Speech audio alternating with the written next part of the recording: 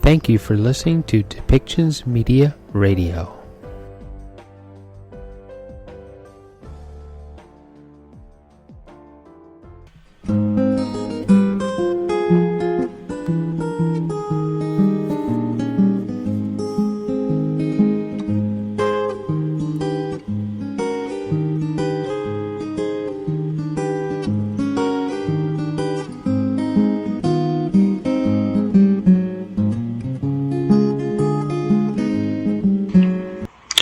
Hi everybody, welcome to another edition of the Community Living Podcast. My name is Kelly Rayburn, aka DJ Ray on the Late Night Show. And here with me is Paul Gilbert, who's the member of the BC Disability Caucus.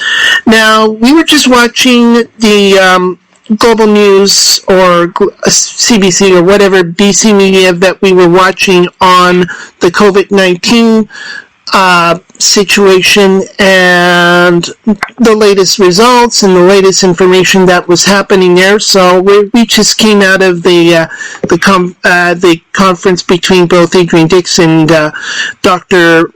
Bonnie Henry on their conference call or conference address to the province nation. So Paul, what do you think of the information that was presented to? Yeah, I always find it, as I was saying to you earlier, I always find it heartening to watch Adrian and Bonnie Henry presenting, and because I feel that they're making a major effort, and we're getting, I think they'll get results through their efforts, and I think that's amazing. Yeah, but I think the government's made a really good response to the crisis. So I'm heartened. That's good. I'm a little concerned sometimes with the social distancing things that happen. Right.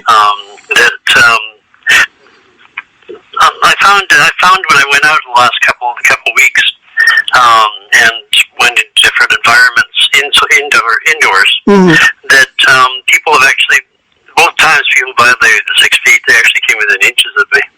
Okay. So that really concerns me when that happens, because you can actually transmit the virus just by breathing.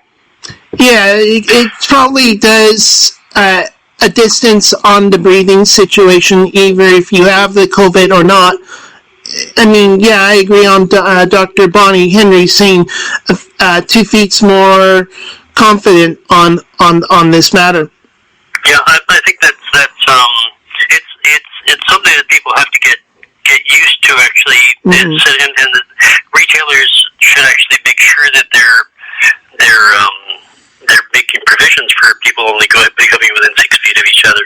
Because I've had store employees come within inches of me because they're serving somebody else and they just forget I'm there. Yeah, that's true. Yeah. So I think it's something that people need to be more cognizant of, because we don't want to be transmitting or getting viruses because we're just not paying attention. Yeah. So on another point, you wanted to talk about the virus presenting the risk to people with mental handicaps. Maybe you want to explain that a little bit more on that topic. Well, yeah. The problem actually affects anybody. That the more supports people have in the community, or whatever their issues are, it does put them more at risk, because the more people you have coming into your life, especially with people who are living in houses where they're living with a number of other people with mental handicaps. Yes. And they have these employees that come in and work with them, and the employees often are casual, so they're working in a number of different institutions and places at the same time. Okay. That's one of the problems with that particular career area, is most of the employees are casual employees. It's because basically the employers want to have more power. But that means that people are being, there's these transmission that happens. I mean, you could get a virus. Somebody could get a virus at one workplace and carry it to all the others. It puts people who are mentally handicapped. They're only 5% of the disabled population. Right. People with mental handicaps, but I've always noticed that they're all often the ones that are identified as in articles much more often. Yep. Where physical disabilities have care rates that come in and help them as well. So that's still an issue for anybody that has people that they have to interact with. I imagine a lot of people are losing out on things like how do you get physiotherapy during a pandemic? Right. Well, how is it in Victoria? How's that going along over there in the capital? Oh, it's very quiet here. I mean, it's like a ghost town. Right. Yes, it's very incredibly quiet. Yeah, it's you wouldn't recognize the place, but I mean, you saw scenes in the capital of China and France and et cetera, all over the world. It looks like one of those old science fiction movies about the world ending. Yeah, it's like one of those science fiction of like the world stood still or something like that on that topic. Anyways, you also. I try to think of it as a zombie apocalypse, so I'm less likely to go near people. Yeah, for sure. Yeah. Well, anyways, you mentioned about another topic on food delivery services for the pandemic. I mean, yesterday I was over at my mom's place, and we were trying to think of doing some ordering foods and stuff, and I tried to order food from about a week or so ago from retailers like Overway or what have you. Yes. And the stuff the sale wouldn't go through. Oh, really? And I guess I think what's happened was they were overwhelmed. Their warehouses were overwhelmed, and their delivery team were overwhelmed, so they just didn't let people buy things. Really? Online. Yeah. Because they knew it would have to be delivered. Yeah. But I was using Instacart. The which? Instacart. It's all over North America. They're in Canada. Okay. And they actually got here really quickly. I made the mistake when I was ordering stuff is that I went through and just ordered whatever I wanted, and I ended up having 3 different stores I was ordering from. Wow. So I had 3 different deliveries coming. Wow. And the first one was just gigantic, and then but I was overwhelmed by by how much stuff I bought. I bought $200 worth of groceries, so I was dragging them up by stairs. I don't have an elevator. Yeah. I was continuing on the conversation where my mother was ordering either by McDonald's or by White Spots. The thing is, we're diabetic. Take it from restaurants. Yeah, taken from restaurants. And the thing is, we're diabetic, so we can't eat a lot of mayonnaise or those kind of stuff because of our diabetes type 2 situation. And basically, they have some sort of a handling rule or whatever it is that they combine by through Skip the Dishes, and also the fact that we were ordering the what was on the list, and Skip the Dishes has done a pretty good job on this COVID virus because it tells you where and when they give you the detailed information of after the order and after when it's delivered, etc., and it tells you how many minutes it'll complete the delivery. And it was fascinating that my mother had a text saying it's now complete, so she was over at the front door and got everything prepared. So, and then the thing was, the delivery guy shouldn't be touching all the foods. It's for the customers to pick it up and everything, buy the box and everything. So it's a complete system through Skip the Dishes, and it was very interesting to see what my mom's delivery situation has been going through. So that I find it fascinating there. Yeah, my deliveries didn't work out as well as I'd hoped. I got the first 2 deliveries, and then the third one I'm still waiting for. Right. I think what happened is they got overwhelmed, and I got bumped and bumped and bumped and bumped. Oh wow. So I don't know how quickly you can actually anticipate orders, but initially the orders were coming in really quick, and they were going to be delivered really fast, but they kept on getting bumped. Oh yeah. So I was waiting around a long time. I don't think they basically they just throw all your stuff in a plastic bag, and so I think that dealing with somebody who's purchasing, one person who's purchasing the stuff, and then giving it, delivering it to you. So you're not dealing with a lot of people. Yes. So I think it's a good service. I was surprised that it was available because I don't like. I like to stay away from people these days because I don't know how easy it is to transmit. From your member, I know you're the member for BC Disability Caucus. How's that going along through this COVID virus? Oh, we just continue. We've got a lot of the online. But what we're doing all the time is online discussions. Somebody was actually encouraging us to participate in protests around now, but we weren't able to because we can't very well form any groups in the community. So people wanted to be participating in protests about the new Disability Act that's coming in BC because it's not. It looks like the Disability Act doesn't address the need for a stable income and supports for housing, food, clothing, all that sort of stuff, and retirement benefits and adaptive aids. That's one of the articles of the UN Convention. They didn't discuss it during the consultations that they had in the province. That particular article that talks about financial supports, which is really a problem because it's one of the most important rights that you have. Is the right to have a standard of living that's adequate.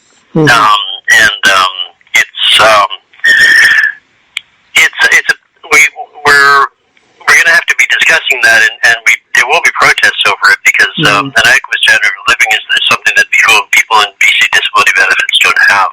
And of course, the same thing for a lot of people with disabilities that don't actually qualify for BC disability benefits. They don't have an adequate standard of living either. They're dependent upon their partners. If they're a lot of people, because they have a partner that has an income. In BC, you don't get to keep on benefits if you have a partner with an income. So it's a real problem for people. But there's that the right to have an adequate standard of living is an important thing, and it allows people to actually do a lot of things in their community. If you don't have enough money, it's really hard to do anything. Yes. Well, it seems like my care. I mean, I have a care home facility. I have support people that support me, and of course my mother support me. All two people linked in together dealing with me. And for example, I have an autistic spectrum situation in this matter. So basically, I'm getting word for not just my support worker. I don't know if you've heard of the name of Ernie Batts from the organization from Spectrum Group. So he's been doing almost daily reports on this COVID situation. So I am getting informed on all aspects here in Vancouver, and I'm pretty sure all of those people have been doing a pretty good job on this kind of thing, trying to keep this. The supports that I have actually, I've been surprised. I actually transitioned from having one family doctor to having a couple of doctors now. My doctor is actually using social media to communicate with me when I have appointments. Yeah. He doesn't meet me in person, and that's typically what people are doing now is they communicate by phone or by internet to meet with their patients, which is the safe way. I'd rather my doctor stayed healthy. Right, true. 50 people a day is not going to happen. Yeah, that's true. But I have an elective surgery coming up that's going to be delayed until the pandemic's over. But yeah, the supports that I have that for my disability are there. I'm on one of the supports that I needed was I've been applying for housing geared to income, BC housing, because the property that I live at that I've been at for 23 years is being renovated and everybody's been evicted. Okay. So I'm contesting that because the government's still allowing them to go ahead with the eviction. So I'm contesting it, and I'll be doing that, and there'll be a hearing in May. But neat thing about it was that my doctor was willing to fill out a supplemental application for BC housing for me. So so I had their support in going forward. It's nice to have a doctor that's also a bit of an advocate. I was watching the news this morning with Prime Minister Justin Trudeau on his address situation on this COVID-19, and he was, of course, he good thing he did it on television on his thoughts and condolences about 2 years ago with the team hockey player that teams in Saskatchewan had. Of course, he probably heard it on the news on the hockey. I know they were going to have a hockey memorial thing, but when they had the COVID, they were going to have to do it through the conference that we're doing right now. So it's kind of I kind of applaud the Prime Minister on the thoughts and condolences of the players there. On the Prime Minister's side of masks, and what you probably heard from the U.S. President Donald Trump saying that we need those masks, everybody else is like, get lost or whatever it is they're saying. What is your take on that? Well, I found it disturbing that he was approaching it from that angle, because all of us need to work together to fight the virus. So, I mean, part of the components of those masks apparently comes from BC. So we're actually contributing to make those masks for Americans, and we've actually increased the production of wood fibers for the U.S. and they're receiving those, and it's sort of the wrong sort of approach. It's better to actually work in collaboration and advance those and to try to protect everybody. Right. It's the best way as far as I just thought Donald Trump's approach was counterproductive. Yeah, I mean, most of the people wouldn't agree on what Donald Trump had said anyway, so it wouldn't make any difference to what he says. So. No, he's I'm sure hoping that the Democrats end up in government next time, but it would make a difference, I think. Yeah. I'm surprised the Queen's speech was interesting. I don't know if you've heard about that. Yeah, I saw that. I thought that she's a spiritual leader in a sense of the Commonwealth. So which actually makes it's a little easier for people to actually get behind things like the government in the UK in some ways, I think, because they have a spiritual leader, whereas in the US they have a president that's the leader of their country. Right. And it's harder on people to get behind things like that. I mean, Elizabeth doesn't have any real power, but she is the spiritual leader of the country. Yeah, and she looked pretty well addressed and everything. I thought we would hear from Prince Charles, the second in command type person. I thought he had the virus. Yeah, I know he has the virus, but he can still do similar to what the Queen did as well. Yeah. And that's. Oh yeah, he could. Yeah, same goes with the Prime Minister as well over there, and I know he has the COVID as well. So either anybody can have a computer, or either one of those can address to the nation or address to the country of Great Britain. It was pretty interesting to hear. So. Yeah, they're having quite a challenge with it over there. But no, it's funny. It's interesting how Europe's been having way more problems than we are. We're fortunate to be in North America because it didn't hit us right away, and we had advance warning from what happened in China and then the spread elsewhere. Yeah, but it seems as though many travelers that were traveling from Wuhan and traveling over to North America, I believe it did actually hit towards the West Coast before it spread towards the east. Yeah, we were hit first early on. And Washington State was one of the first. Well, I think it was the first place hit in North America. Was in Washington State. Yeah, and that surprised me on that out front, where either if you're care home facility that you're coming from China, bringing it over to North America was pretty harsh on that out front. Am I right?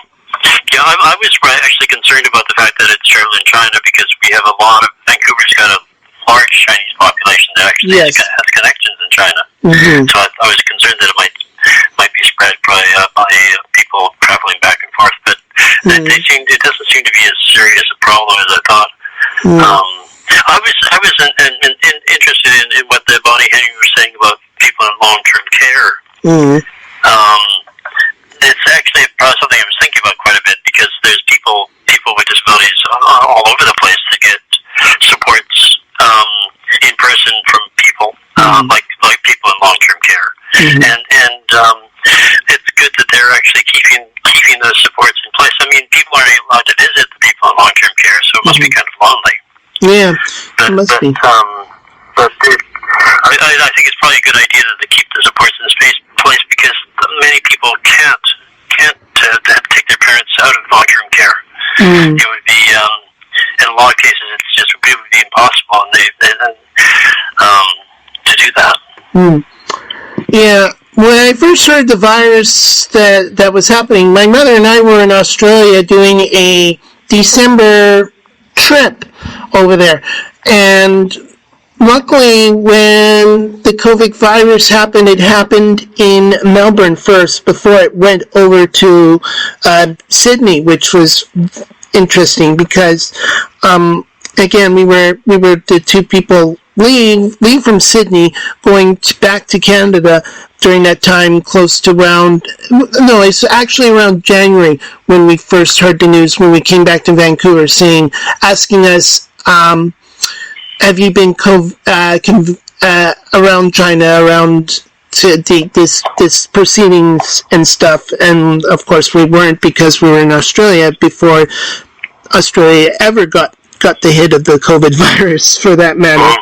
And it's interesting to note that even if we stayed a little bit longer, we probably have a hard time coming back to Canada anyways, right? Were they quarantining people at that point for 2 weeks? No, they weren't quarantined onto it, and they didn't introduce that till we got back from Australia. So they were just only asking the question of like, are you convicted to the COVID situation from China? That was it. So. Yeah, I imagine I was a little disappointed it took as long as it did for our government getting gear, but federal government. But it seems to be in gear now. But it took us a little while. I think it was surprising because I remember reading reports from China about the doctor that identified the COVID virus and let everybody know about it, and then he got in trouble with the Chinese government for doing that. And then he passed away from it. Yeah, I was watching that documentary as well, and everybody was. A documentary? Yeah, there was a documentary on ABC on Four Corners. I don't know if you've got it over in Canada. No, I was just recounting what happened, seeing it as it happened. Yeah, and what I heard from the report saying that China's government says this is a hidden case scenario. You're supposed to keep this quiet from the other parts of the Chinese cultural media, and et cetera, et cetera, et cetera. And you were saying that this was a whistleblower, and of course it was kind of like too little, too late, and you and I travel most times. I travel to many different countries, and if I was more of a risk scanner, everybody would be infected as well. So a lot of the world needed to know about this, but China was a hush. China was basically at that point. They were when he first reported it, they were denying there was a crisis. Yes. So that was the problem. They didn't like the fact that he told the world there was a crisis, and then he died. So I imagine he's more acceptable after that. But the Chinese state is an authoritarian state, and they don't like people. They don't want people to And I imagine that made them look bad. So that because they had a virus there could be a pandemic. They didn't want to talk about it at the first. It was interesting, a few years ago, in the Liberal government, they tried to in BC they would try to pass an act in the legislature saying that if there was a problem with the food system in BC, that you weren't allowed, it was illegal to actually talk about it. But they didn't actually manage to pass that. But that's the sort of thing that you see in various places where you're not allowed to talk about things that happen, despite the fact that it's a public health issue. Yeah, and then when I heard on the news, well, not on news, when I watched the documentary that he died, a lot of people gave that person respect on what he had told to the people, and some people still think he was a hero for that matter. Oh yeah, I think it's sad that he died, but I think he did what he believed in, and I think that's actually always a good thing. That's one of the things that I was talking about on the Disability Caucus today. The ability to make ethical judgments is an individual thing. I mean, you make those in the process of life that you see, you balance what's happening, and you make an ethical judgment. And that's something people don't actually develop those skills physically. You actually don't develop the capacity to do that until you're about 25.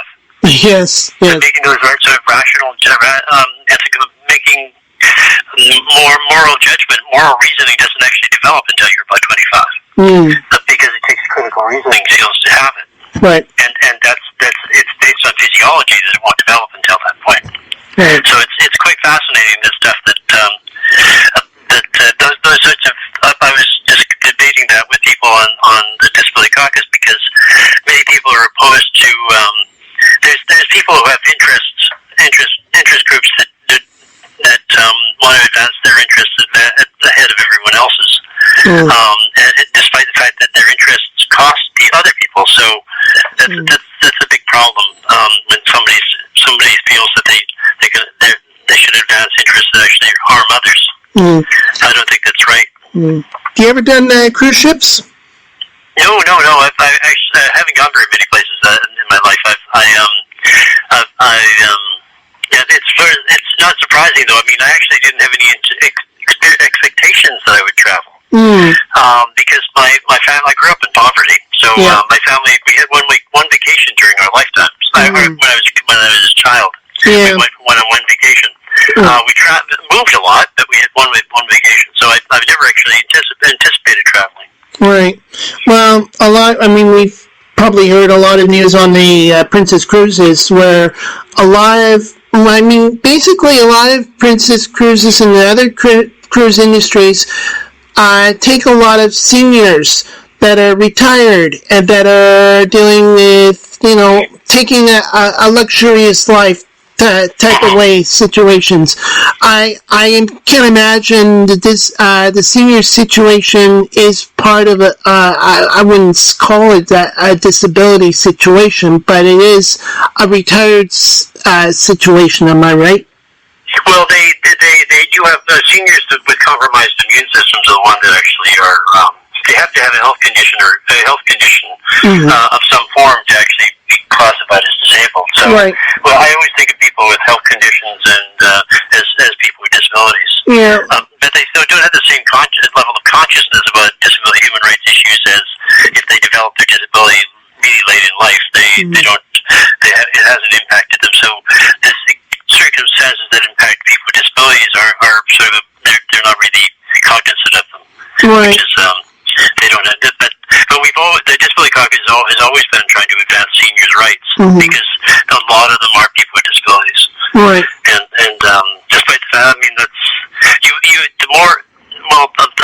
having a disability from birth is unusual to a large extent. It's a small percentage, and then the percentage of people with disabilities just climbs from the time people are basically around 20 mostly on up. And every year it's more and more people, a percentage of people who are disabled. And then you get up to people like 65-year-olds and 80-year-olds, up to 80-year-olds, and it just spikes. you have a lot more people who are disabled in that age group. Yeah. Your body just starts to fall apart, basically. That's true.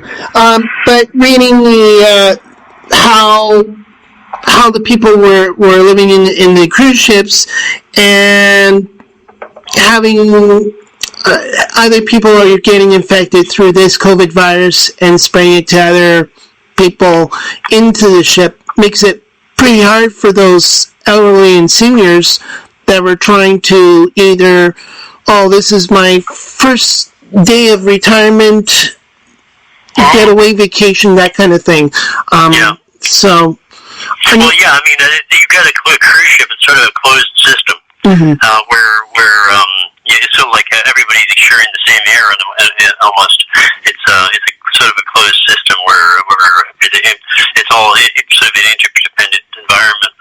I think I worked on a ferry boat once for a while, but so I've seen what ships are like to an extent, but I would never be able to do that because I have ADHD, so I wouldn't be able to stand being in one place for that long. Right, true. Well, you are tuned into the Community Living Podcast. I'm with Paul Gilbert. It's just me and Paul for this segment. Michael is away for stuff. Anyway, so let's recap of what we were just talking. So we were talking about the list of what was happening in the What's your take on the $300 per month the BC government's giving to people? Yeah, maybe we can talk about that. Yes, thank you for that, Michael. I was actually really impressed with Shane Simpson doing that. Yes. I just wish it would continue beyond the 3 months. They're doing it for 3 months for people with disabilities and seniors on receiving senior supplements and things like that. Yeah, well, I'm still waiting for a phone call from the GST department from the federal situation, and I know that Prime Minister Trudeau was saying it's going to take about 3 to 5 days to complete the GST income, which that will happen. They're giving us more money, I understand, this year. So we had the GST checks a few days ago. Mm-hmm. They're supposed to be giving us more money in a few more days, or a little while. So, I sort of like it when people give me money. Free money, yeah. I don't generally argue with them very much. Going back to the federal government benefits, yes, and I heard from either from the Premier or is it from the Minister? Not Adrian Dix. I know Adrian Dix does the health. You mean Shane Simpson? Yeah, Shane Simpson. I haven't heard word from him on that type of situation. He had a press conference last week. Okay. Yeah, where he announced all the additional benefits, and of course, people need to pay attention to the fact that if they're losing their income, they could conceivably go for that money from the federal government.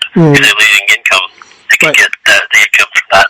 And the government's not doing any clawbacks on the income, so that's quite a good thing.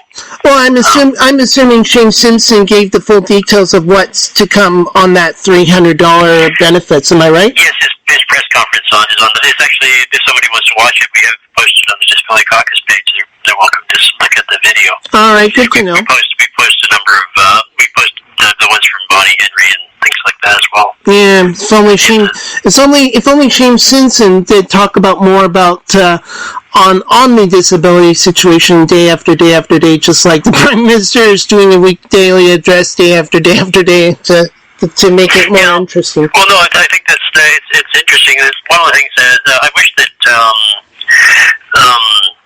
Rob Fleming, the Minister of Education, would talk about how people with disabilities and school children are functioning during the COVID crisis. Yeah, because the disabled students are from elementary school to high school to university. There's always barriers to getting the supports you need, and a lot of people aren't getting the supports they need now because they can't go to school. So people are expected to participate in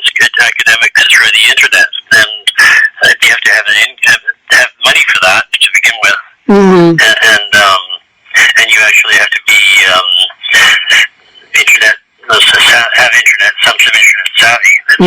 So a lot of people aren't able to do it, and that's a big problem.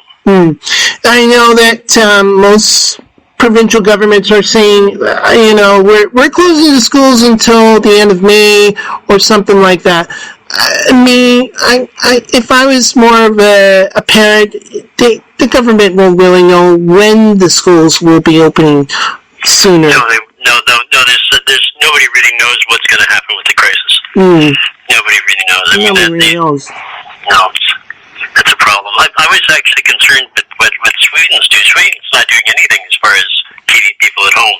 They're just having people just go about their lives because they figure they'll get all the infections out of the way, and then everybody will be insulated as far as developing an immunity to the virus. But they were considering doing that in England, but I don't think it's a good idea personally because a lot of the vulnerable people will die in the process. In what way? No, a lot of vulnerable people get the virus and pass away because. But they're talking about herd immunity. That if everybody in your country got the virus, they'd all be immune afterwards. The ones that lived. Right. Okay. But I don't really think that it's a good idea to sacrifice seniors and people with disabilities so that we can have herd immunity when we actually could develop a vaccine. If we ever find a cure of the vaccine for it. Oh yeah, they'll probably develop a vaccine within the next year. But they've been working on vaccines for flus, different types of flus for a while. Unfortunately, they've known that this pandemic is going to happen sooner or later, but they've not developed a virus for all flus yet. There's been work done on it. But I think that they should have actually prioritized that above other things, so that there wouldn't be so many people infected. Well, you probably know from the case from the SARS that we had the shots by not just your average regular shot, but an H1N1 shots that we had. That took a while just to say, okay, we've dealt with the SARS situation. Now we're going to have to deal with this virus and come up with another way of dealing with another word for another case shot, for that matter. So yeah, I think it'll happen eventually. But I'm not comfortable with what Sweden, the approach that Sweden's taking, because so many people could die as a result. When I'd rather that they manage to keep people safe until they actually have a vaccine. That would be the best outcome, I think. All right. I mean, they're worried about their economies.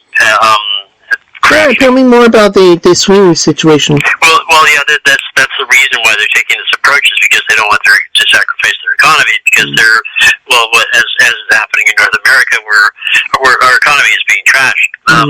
Small businesses are not going to be able to survive the costs that are involved in not having any business activity for months. And large businesses will be suffering as well. But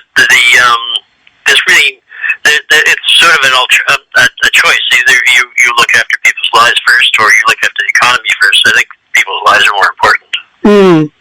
Yeah.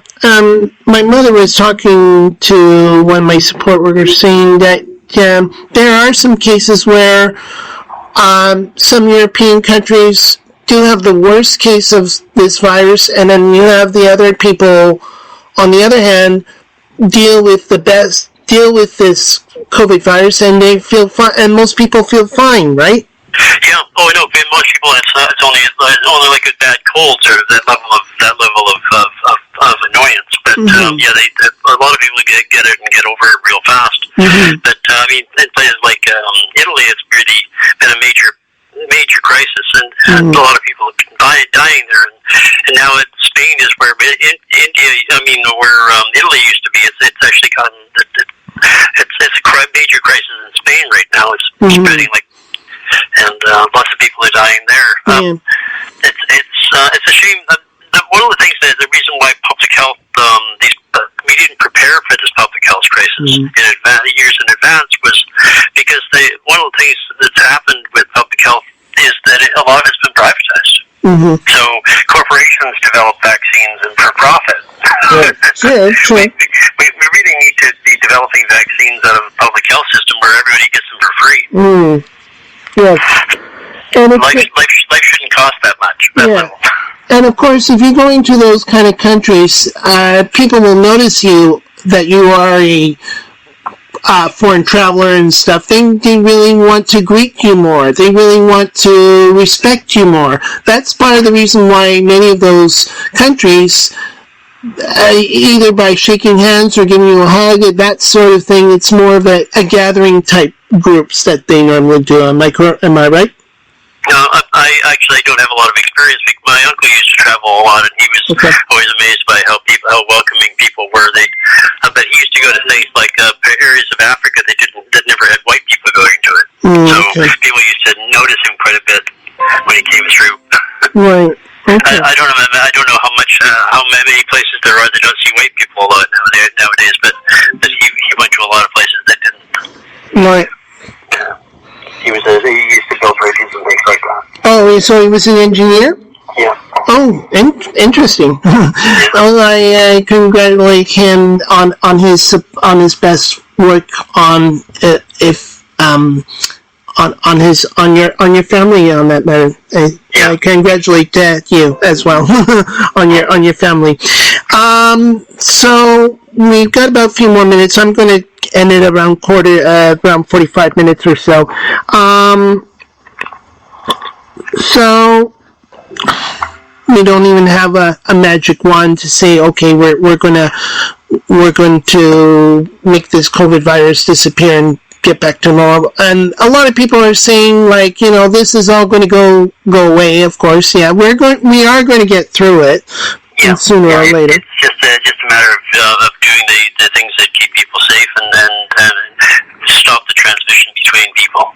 That's what we have to do is reduce it. It's a shame that I find it a little disconcerting that we can't get masks and what they call it PPE, personal protective equipment. Yeah. We can't buy it. You can't buy it because everything's going to the healthcare system. Yeah, everything's more onto the specialized doctors and stuff. But it should actually be going to them because we're short of it. It should all be going to the healthcare system. I agree with that, but it's just a shame that we didn't have enough for the general public and the healthcare system. But wearing a mask is really only something you're doing. You're doing that for other people. It doesn't protect you to actually wear a mask. It protects other people. So, do you have any final thoughts? Well, I've been very pleased with the way government is dealing with our circumstances right now, and I hope they continue to do that. We need. I think that they will need to actually extend the financial support for people in 3 months when they've kind of come to the end of what they've been doing. I suspect they're going to need to.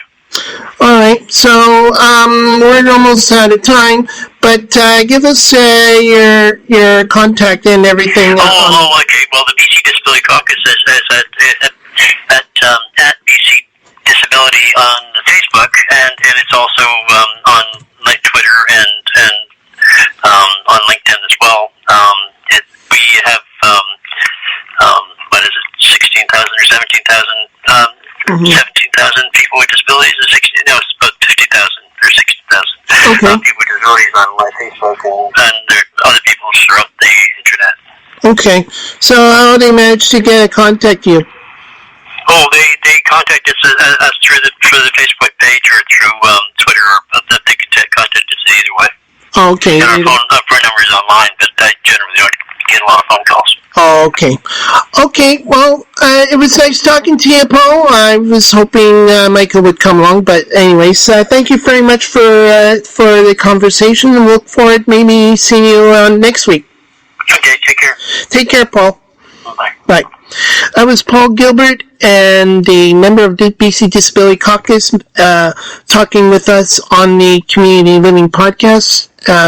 If you have any questions or comments, you can write to me on email myself, even though I'm on the late night show on Co-op Radio and on Mixcloud. Send to DJ Ray, that's all in one word, lowercase SENDTODJREA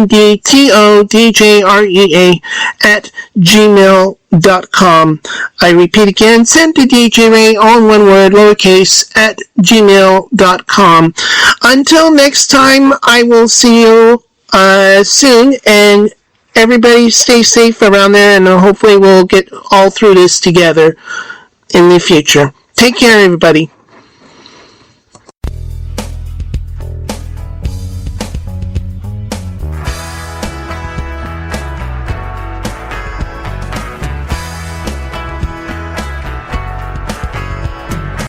This show has been produced by Depictions Media. Please contact us at depictions.media for more information.